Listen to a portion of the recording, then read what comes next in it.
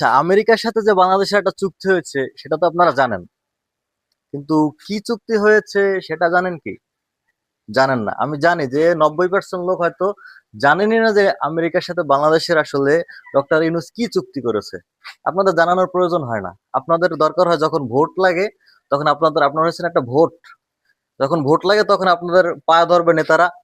ওই পা ধরার পর যখন তারা জিতবে, তখন সারা বছর, মানে 5 বছর পর্যন্ত আপনারা তার পা ধরবেন। আমেরিকার সাথে আমেরিকার সাথে বাংলাদেশের চুক্তির ভিতরে একটা চুক্তি ছিল হচ্ছে, আমেরিকা বাংলাদেশে গরু সাপ্লাই দেবে, অর্থাৎ গরুর মাংস সাপ্লাই দেবে, বাংলাদেশ সেই গরুর মাংস ক্রয় করবে।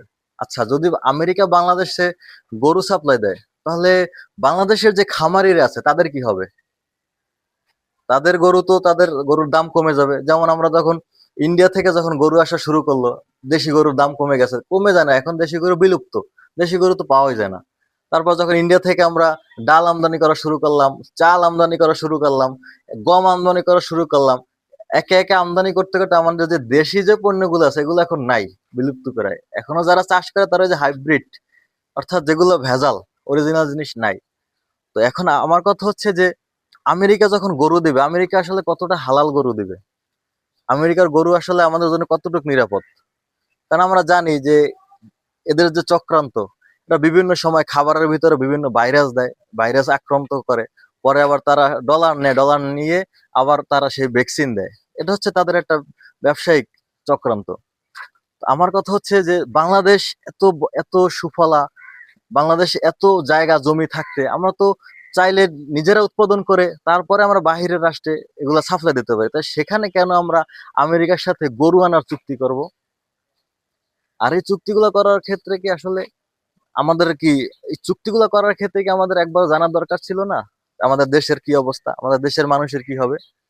হ্যাঁ, এখন ডক্টর ইউনূস কেন চুক্তি করছেন? কারণ তারা হচ্ছেন এখন প্রভু। আমেরিকা হচ্ছে প্রভু। তারা যা বলবে তাই মাইনে নিতে হবে। মাইনে না নিলে আপনার বিরুদ্ধে যুদ্ধ ঘোষণা করবে, আপনার উপর হামলা করবে।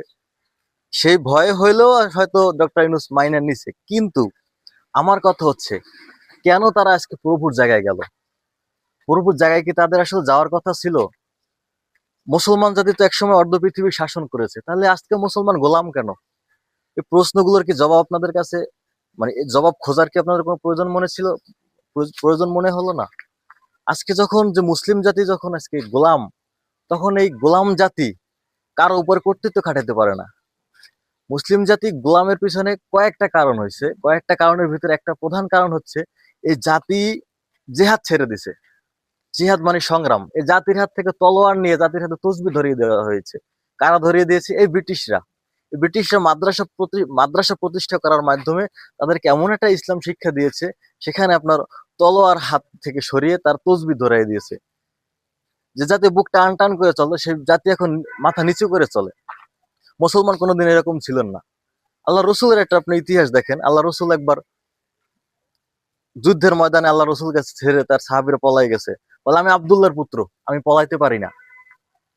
ঠিক আছে? তো মুসলমানদের মন মানসিকতা, মুসলমানদের ভিতরে আত্মপ্রত্যয় হবে এমন, কাজেই আমরা স্বনির্ভরশীল হব। কিভাবে? আমাদের কাছে সেই আল্লাহর কোরআন, সেই যে কোরআন দিয়ে আল্লাহ রসুল অর্ধ পৃথিবী শাসন করেছেন, আমাদের কাছে সেই কোরআন আছে, সে আদর্শ আছে। তাহলে কেন আমরা তাদের গোলামি করব? কেন তাদেরকে প্রভু হিসেবে মাইনে নিয়ে তারা যা বলবে আমরা তাই করব? আল্লাহ বলেছেন না, তোমরা যদি মোমেন হও পৃথিবীর কর্তৃত্ব আমি তোমাদের হাতে দেব। তাহলে কি আপনাদের আল্লাহর উপর বিশ্বাস নাই? যদি আল্লাহর উপর বিশ্বাস থাকে তাহলে আপনার মোমেন হন। সে মোমেন হওয়ার ডাক দিচ্ছি তো আমরা।